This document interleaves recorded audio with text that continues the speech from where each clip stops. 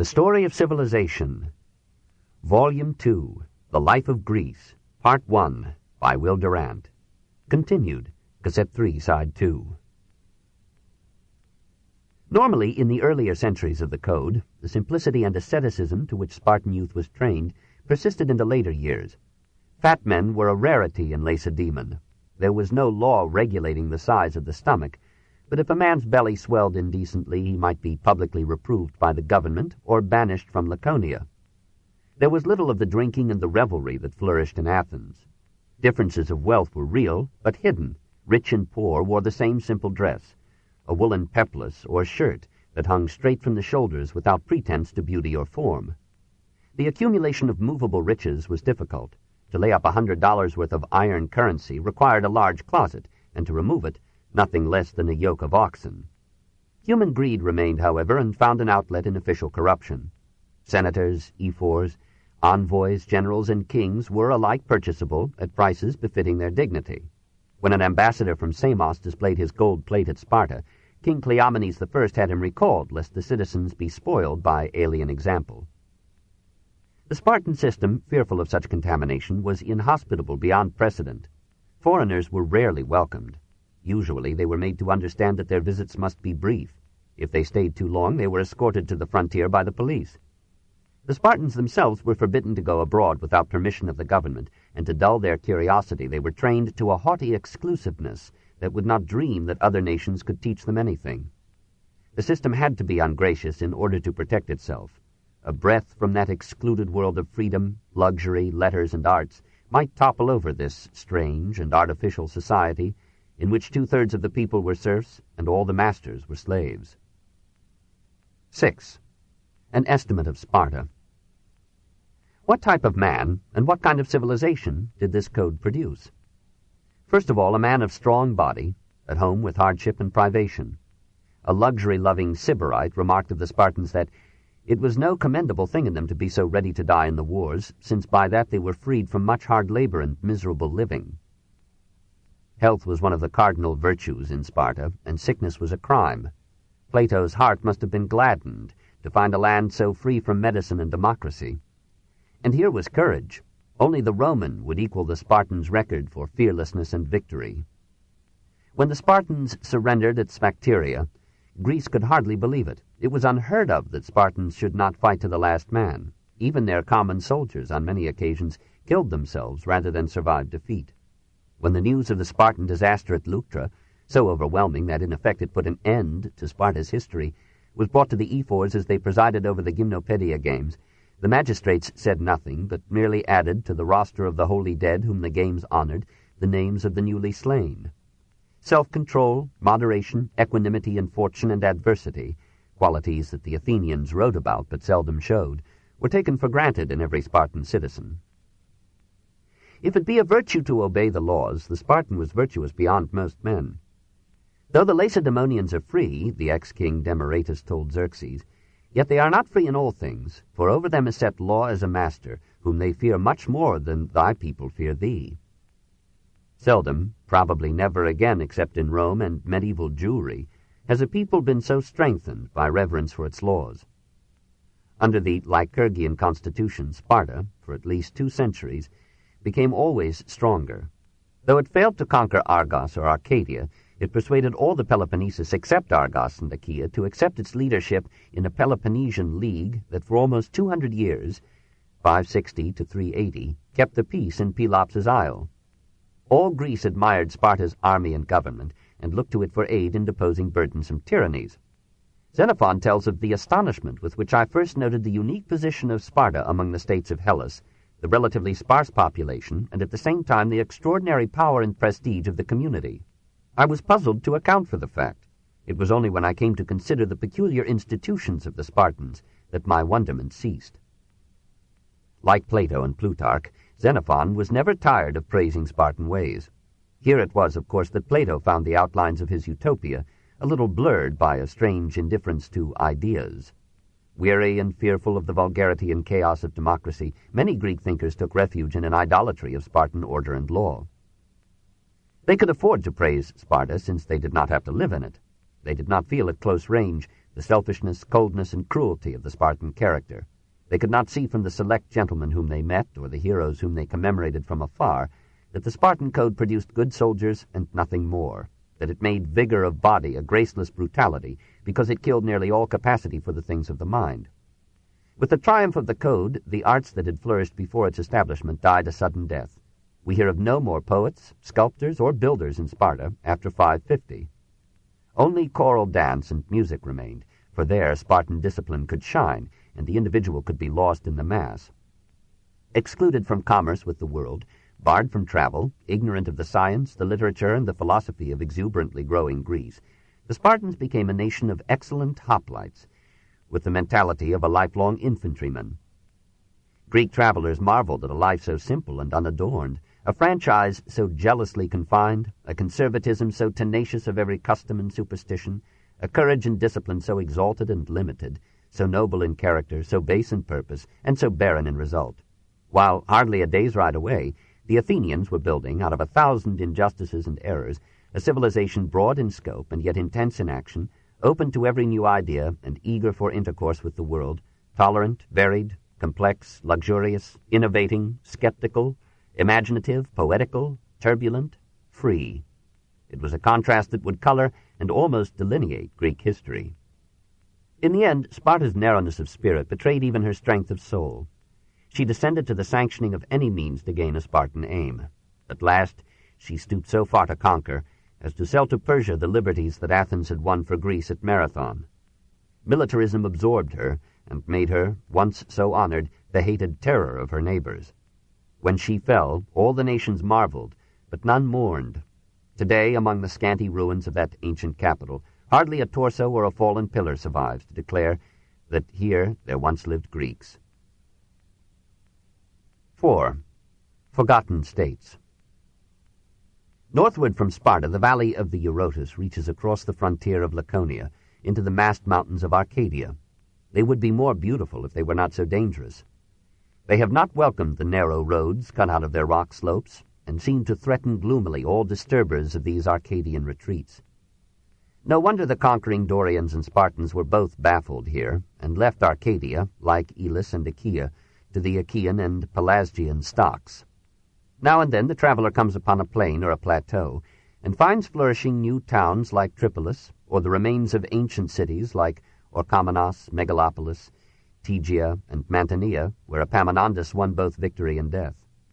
But for the most part it is a land of scattered peasants and shepherds, living precariously with their flocks in these grudging hills. And though after Marathon the cities awoke to civilization and art, they hardly enter the story before the Persian War. Here in these perpendicular forests once roamed the great god Pan.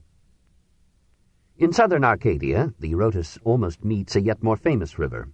Swiftly the Alpheus wears its way through the Parasian range, meanders leisurely into the plains of Elis, and leads the traveler to Olympia. The Aelians, Pausanias tells us, were of Aeolic or Pelasgic origin, and came from Aetolia across the bay.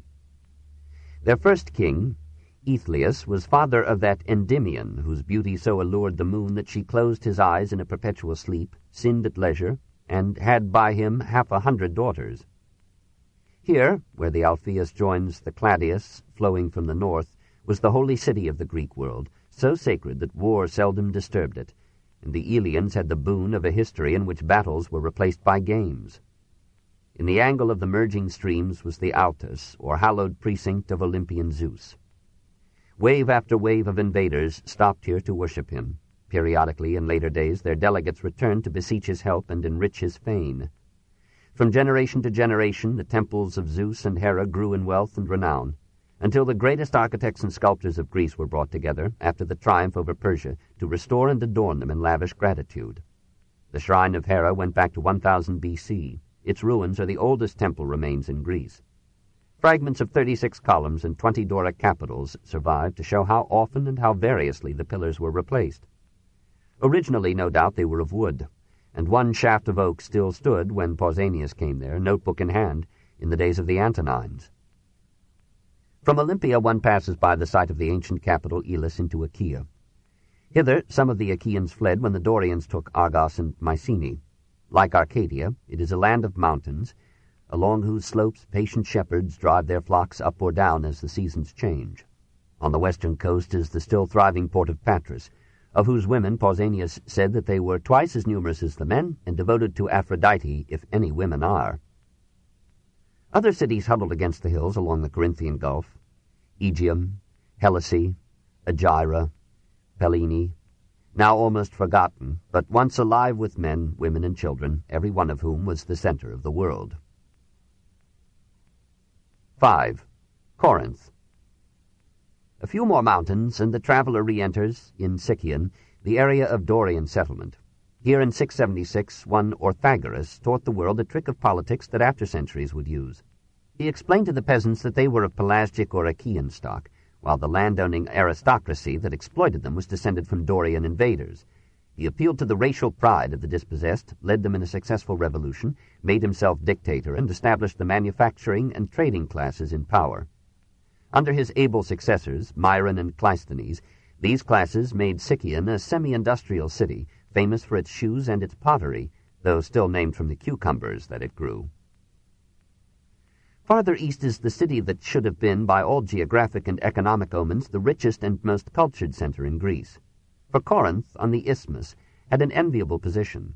It could lock the land door to or upon the Peloponnesus. It could serve and mulct the overland trade between northern and southern Greece. It had harbors and shipping on both the Saronic and the Corinthian Gulf. Between these seas it built a lucrative diolkos, a slipping through, a wooden tramway along which ships were drawn on rollers over 4 miles of land. Its fortress was the impregnable Acrocorinthus, a mountain peak 2,000 feet high, watered by its own inexhaustible spring. Strabo has described for us the stirring sight from the citadel, with the city spread out on 2 bright terraces below, the open-air theater, the great public baths, the colonnaded marketplace, the gleaming temples, and the protective walls that reached to the port of Lechaeum on the northern Gulf. At the very summit of the mount, as if to symbolize a major industry of the city, was a temple to Aphrodite. Corinth had a history stretching back to Mycenaean times. Even in Homer's day it was famous for its wealth. After the Dorian conquest, kings ruled it, then an aristocracy dominated by the family of the Bacchiadae. But here too, as in Argos, Sicyon, Megara, Athens, Lesbos, Miletus, Samos, Sicily, and wherever Greek trade flourished, the business class, by revolution or intrigue, captured political power. This is the real meaning of the outbreak of tyrannies or dictatorships in 7th century Greece. About 655, Cypselus seized the government. Having promised Zeus the entire wealth of Corinth if he succeeded, he laid a 10% tax on all property each year and gave the proceeds to the temple until, after a decade, he had fulfilled his vow while leaving the city as rich as before. His popular and intelligent rule, through 30 years, laid the basis of Corinthian prosperity. His ruthless son, Periander, in one of the longest dictatorships in Greek history, 625 to 585, established order and discipline, checked exploitation, encouraged business, patronized literature and art, and made Corinth for a time the foremost city in Greece. He stimulated trade by establishing a state coinage and promoted industry by lowering taxes. He solved the crisis of unemployment by undertaking great public works and establishing colonies abroad. He protected small businessmen from the competition of large firms by limiting the number of slaves that might be employed by one man and forbidding their further importation. He relieved the wealthy of their surplus gold by compelling them to contribute to a colossal golden statue as an ornament for the city. He invited the rich women of Corinth to a festival, stripped them of their costly robes and jewels, and sent them home with half their beauty nationalized. His enemies were numerous and powerful. He dared not go out without a heavy guard, and his fear and seclusion made him morose and cruel. To protect himself against revolt, he acted on the cryptic advice of his fellow dictator, Thrasybulus of Miletus, that he should periodically cut down the tallest ears of corn in the field. His concubines preyed upon him with accusations of his wife, until in a temper he threw her downstairs. She was pregnant and died of the shock. He burnt the concubines alive and banished to Corcyra his son Lycophron, who so grieved for his mother that he would not speak to his father. When the Corcyrians put Lycophron to death, Periander seized 300 youths of their noblest families and sent them to King Alyattes of Lydia, that they might be made eunuchs. But the ships that bore them touched at Samos, and the Samians, braving Periander's anger, freed them. The dictator lived to a ripe old age, and after his death was numbered by some among the 7 wise men of ancient Greece. A generation after him, the Spartans overthrew the dictatorship at Corinth and set up an aristocracy, not because Sparta loved liberty, but because she favored landowners against the business classes. Nevertheless, it was upon trade that the wealth of Corinth was based, helped now and then by the devotees of Aphrodite and the Pan-Hellenic Isthmian games. Courtesans were so numerous in the city that the Greeks often used Corinthiazomai as signifying harlotry. It was a common matter in Corinth to dedicate to Aphrodite's temple women who served her as prostitutes and brought their fees to the priests.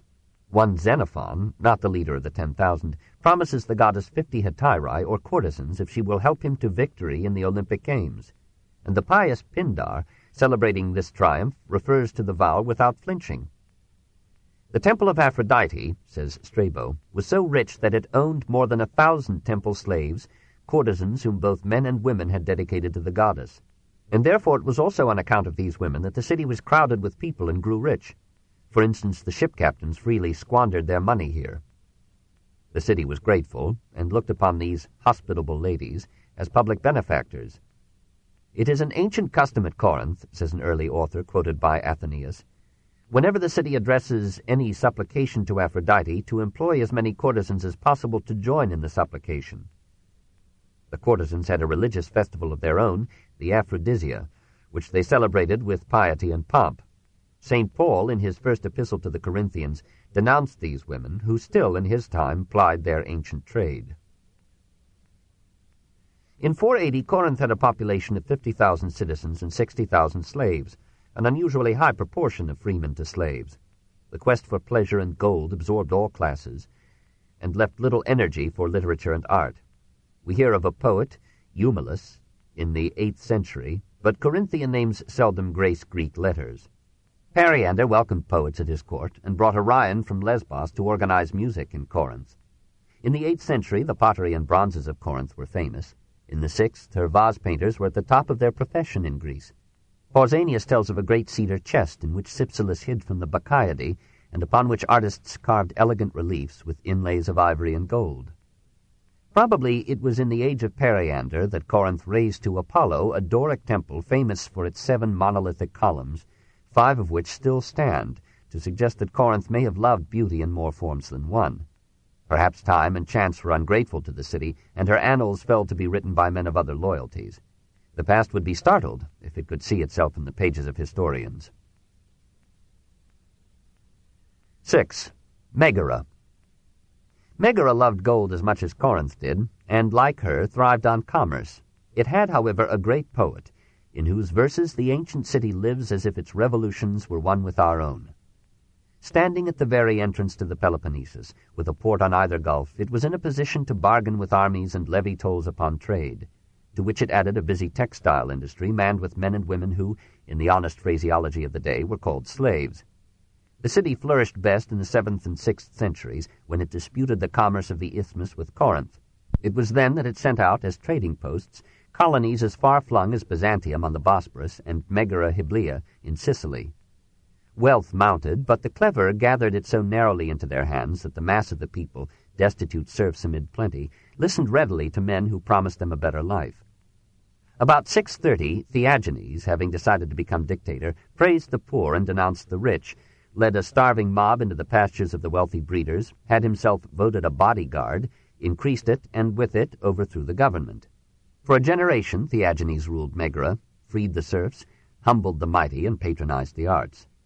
Towards 600, the rich deposed him in turn, but a third revolution restored the democracy, which confiscated the property of leading aristocrats, commandeered rich homes, abolished debts, and passed a decree requiring the wealthy to refund the interest that had been paid them by their debtors. Theognis lived through these revolutions and described them in bitter poems that might be the voice of our class war today.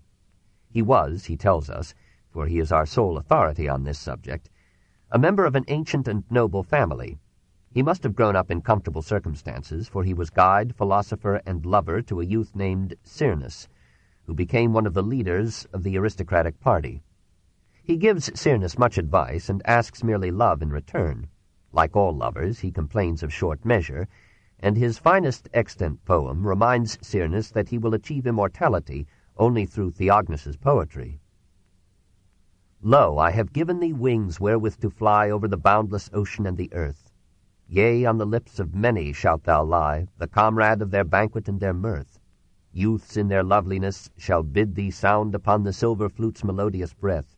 And when thou goest darkling underground down to the lamentable house of death, O yet not then from honor shalt thou cease, but wander, an imperishable name, Cyrnus, about the seas and shores of Greece, crossing from isle to isle the barren main. Horses thou shalt not need, but lightly ride, sped by the muses of the violet crown, and men to come, while earth and sun abide, who cherish song, shall cherish thy renown. Yea, I have given thee wings, and in return thou givest me the scorn with which I burn. He warns Cyrnus that the injustices of the aristocracy may provoke a revolution. Our state is pregnant shortly to produce a rude avenger of prolonged abuse. The commons hitherto seem sober-minded, but their superiors are corrupt and blinded. The rule of noble spirits, brave and high, never endangered peace and harmony. The supercilious, arrogant pretense of feeble minds, weakness and insolence, justice and truth and law wrested aside by crafty shifts of avarice and pride, these are our ruin, Cyrnus. Never dream, tranquil and undisturbed as it may seem, of future peace or safety to the state. Bloodshed and strife will follow soon or late. The revolution came. Theognis was among the men exiled by the triumphant democracy, and his property was confiscated. He left his wife and children with friends and wandered from state to state.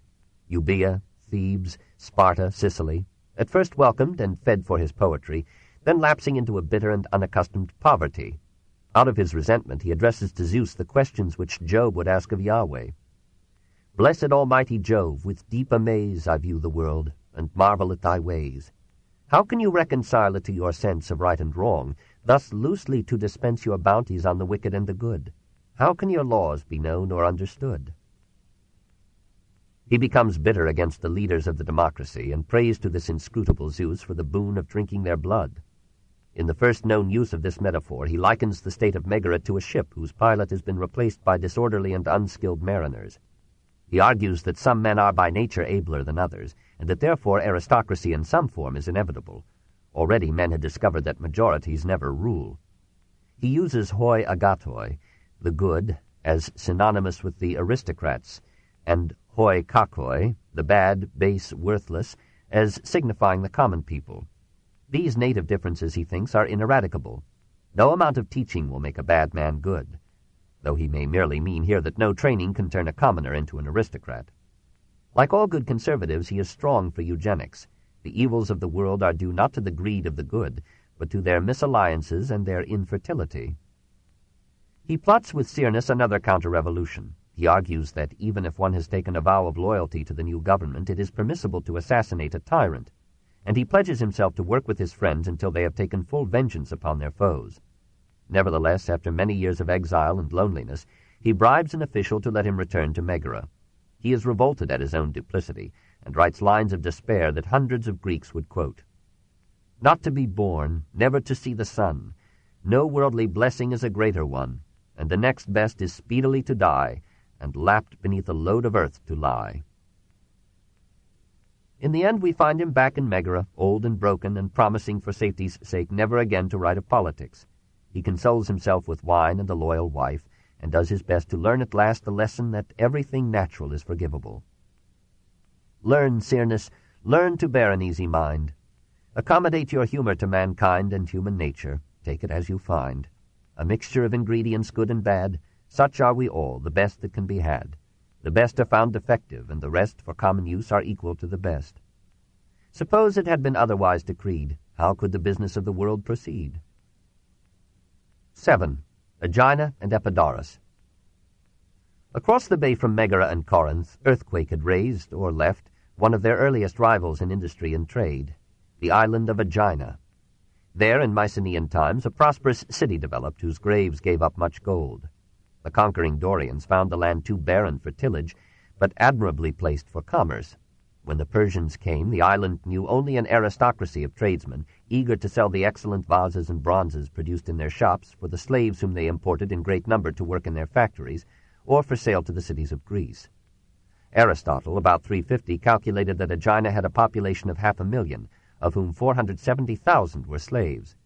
Here the first Greek coins were made, and the Aeginetan weights and measures remained standard in Greece till its conquest by Rome.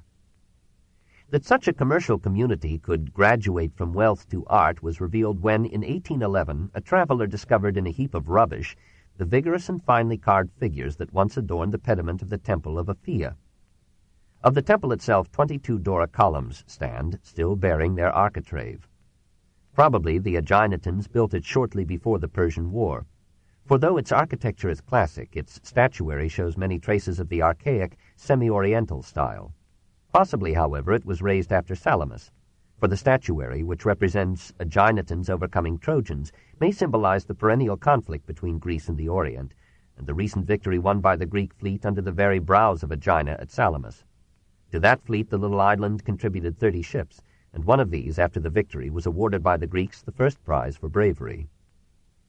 A pleasant boat ride takes the traveler from Aegina to Epidaurus, now a village of 500 souls, but once among the most famous cities of Greece.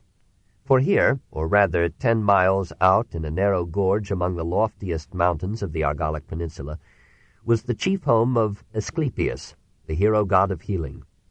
"O Asclepius," Apollo himself had said through his oracle at Delphi, "thou who art born a great joy to all mortals, whom lovely Coronis bare to me, the child of love, at rocky Epidaurus." Asclepius cured so many people, even raising a man from the dead, that Pluto, god of Hades, complained to Zeus that hardly anyone was dying any more. And Zeus, who would hardly know what to do with the human race if it were not for death, destroyed Asclepius with a thunderbolt. But the people, first in Thessaly, then in Greece, worshipped him as a savior god. At Epidaurus they raised to him the greatest of his temples, and there the physician priests, who from him were called Asclepiads, established a sanitarium known throughout Hellas for its success in treating disease. Epidaurus became a Greek Lourdes. Pilgrims flocked to it from every part of the Mediterranean world, seeking what to the Greeks seemed the greatest boon of all, health. They slept in the temple, submitted hopefully to the regimen prescribed, and recorded their cures, which they believed to be miraculous, on stone tablets that still lie here and there among the ruins of the sacred grove. It was out of the fees and gifts of these patients that Epidaurus built its theater, and the stadium, whose seats and goals still lie in the lap of the neighboring hills, and the lovely Tholos, a circular colonnaded building whose surviving fragments, preserved in the little museum, are among the most exquisitely carved marbles in Greece. Today such patients go to Tenos, in the Cyclades, where the priests of the Greek Church healed them, as those of Asclepius healed their forerunners 2,500 years ago. And the gloomy peak where once the people of Epidaurus sacrificed to Zeus and Hera is now the sacred mount of St. Elias. The gods are mortal, but piety is everlasting. What the student looks for most eagerly at Epidaurus is not the leveled ruins of the Asclepium. The land is well wooded here, and he does not see the perfect theater that he is seeking until a turn in the road spreads it out against the mountainside in a gigantic fan of stone. Polyclitus the Younger built it in the 4th century before our era, but even to this day it is almost completely preserved.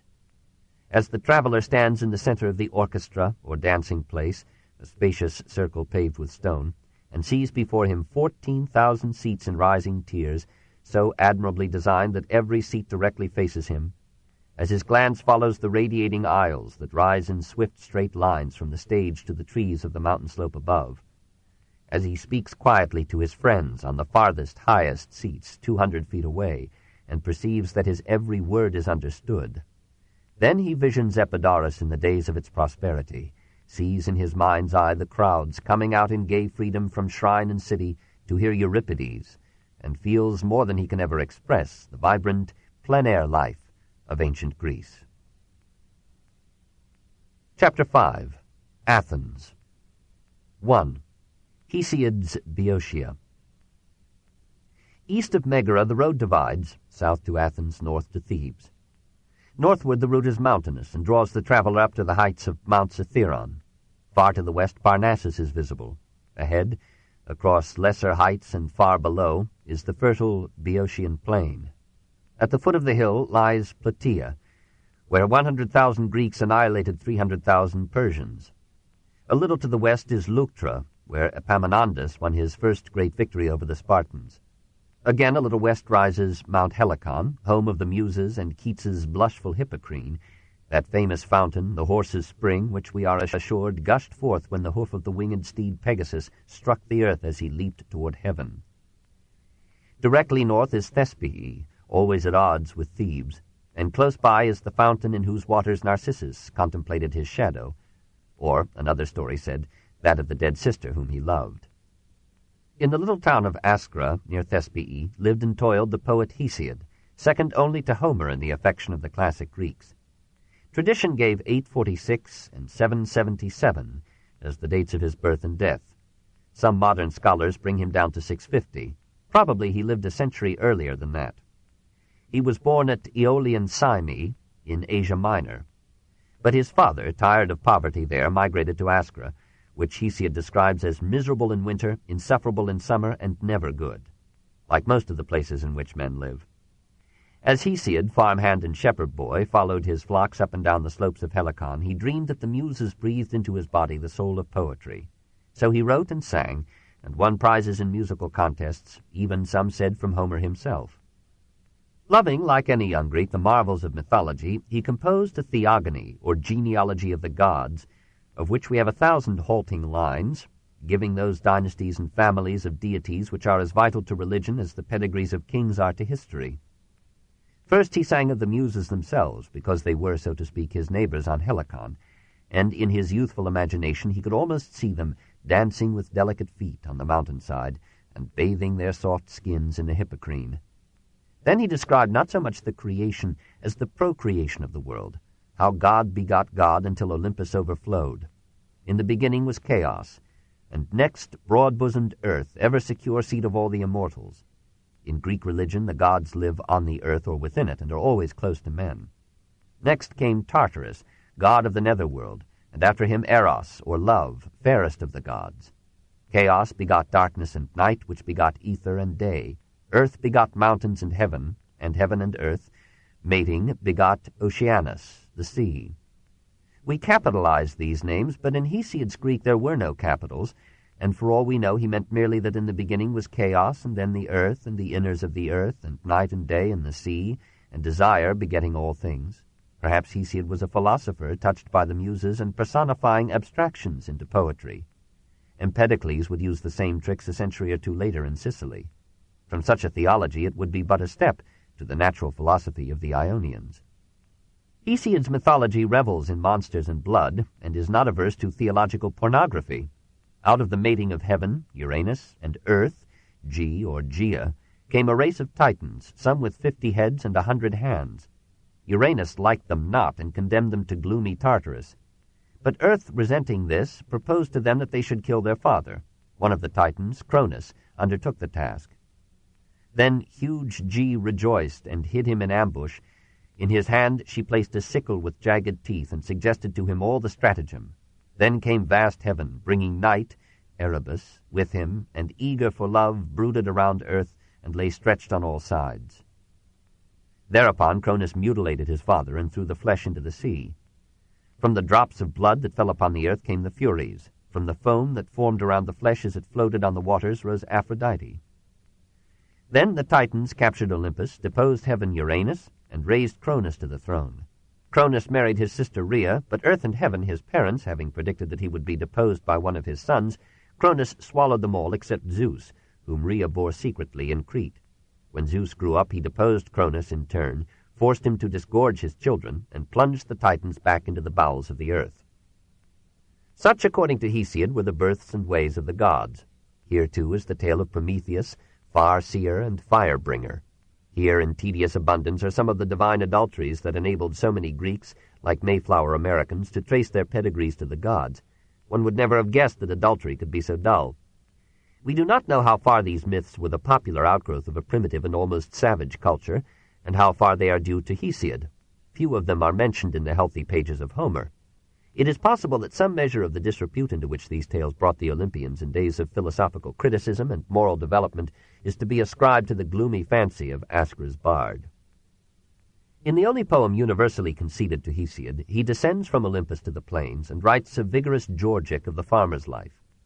the Works and Days, takes the form of a long reproof and counsel to the poet's brother Perseus, who is so strangely pictured that he may be only a literary device.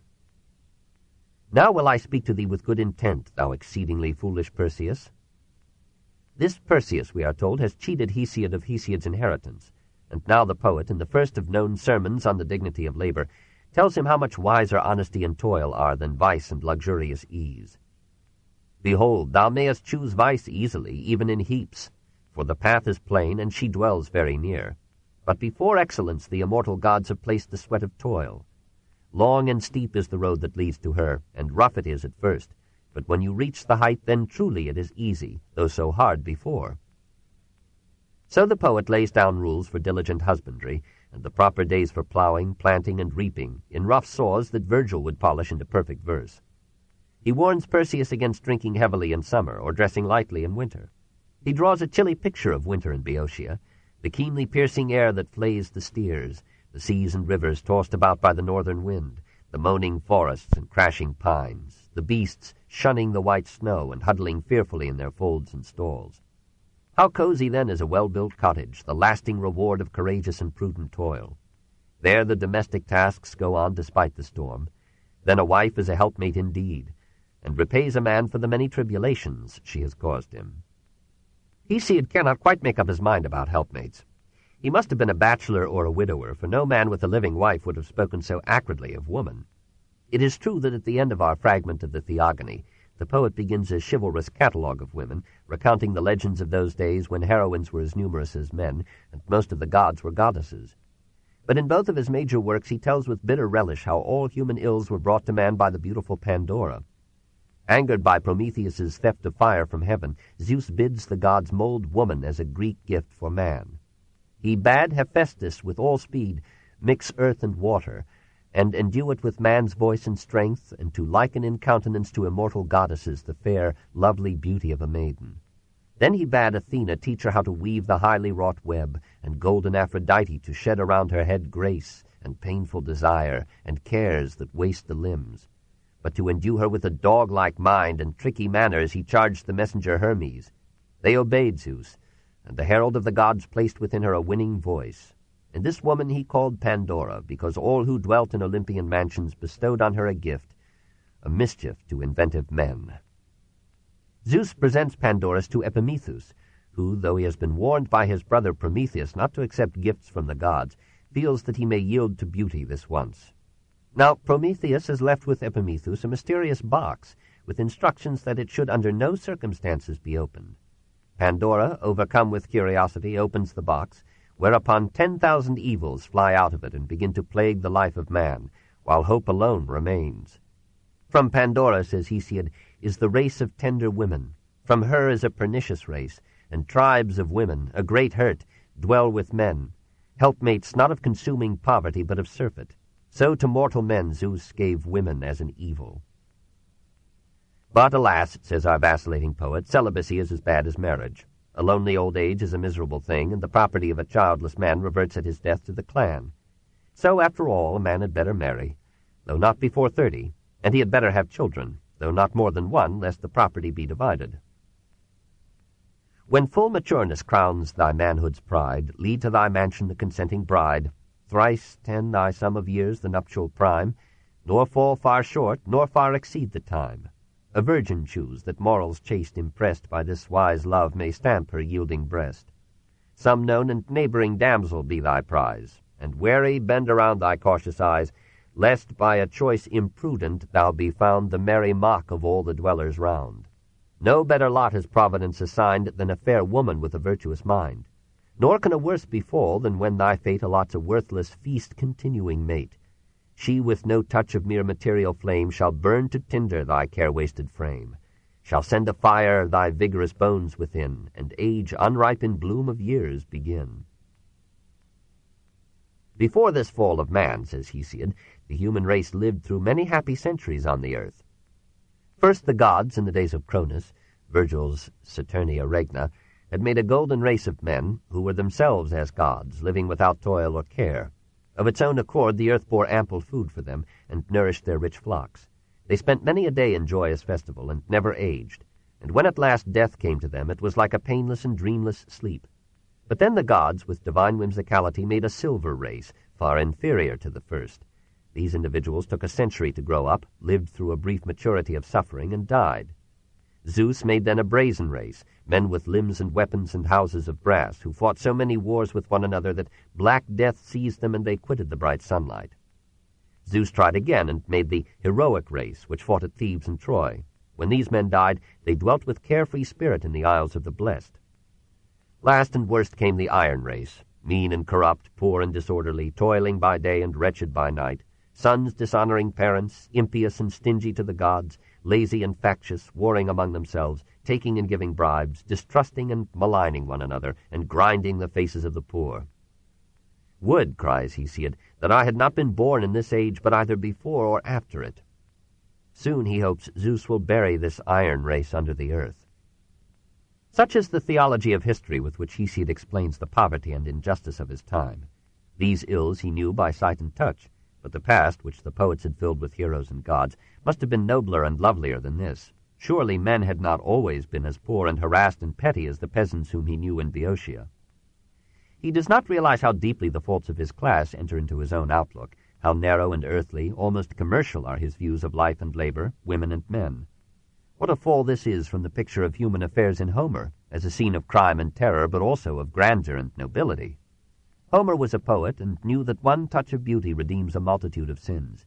Hesiod was a peasant who grudged the cost of a wife and grumbled at the impudence of women who dared to sit at the same table with their husbands. Hesiod, with rough candor, shows us the ugly basement of early Greek society, the hard poverty of serfs and small farmers upon whose toil rested all the splendor and war sport of the aristocracy and the kings. Homer sang of heroes and princes for lords and ladies. Hesiod knew no princes, but sang his lays of common men and pitched his tune accordingly. In his verses we hear the rumblings of those peasant revolts that would produce in Attica the reforms of Solon and the dictatorship of Pisistratus. In Boeotia, as in the Peloponnese, the land was owned by absentee nobles who dwelt in or near the towns. The most prosperous of the cities were built around Lake Copais, now dry, but once supplying a complex system of irrigation tunnels and canals. Late in the Homeric age, this tempting region was invaded by peoples who took their name from that Mount Bion in Epirus, near which they had had their home. They captured Chaeronea, near which Philip was to put an end to Greek liberty, Thebes, their future capital, and finally the old Minion capital, or Kamenos.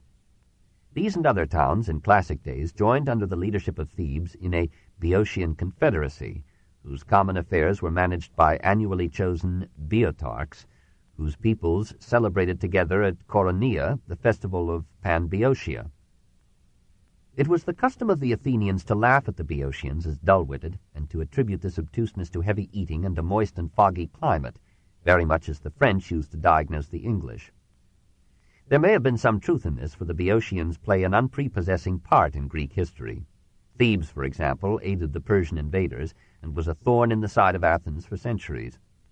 But on the other side of the scales we place the brave and loyal Plataeans, plodding Hesiod and soaring Pindar, the noble Epaminondas, and the completely lovable Plutarch. We must beware of seeing Athens as rivals only through Athens' eyes. 2. Delphi. From Plutarch's city, Chaeronea, one passes at the continuous risk of his life over a dozen mountains into Phocis, to reach on the very slope of Parnassus the sacred city of Delphi. This book is continued on Cassette 4, Side 1.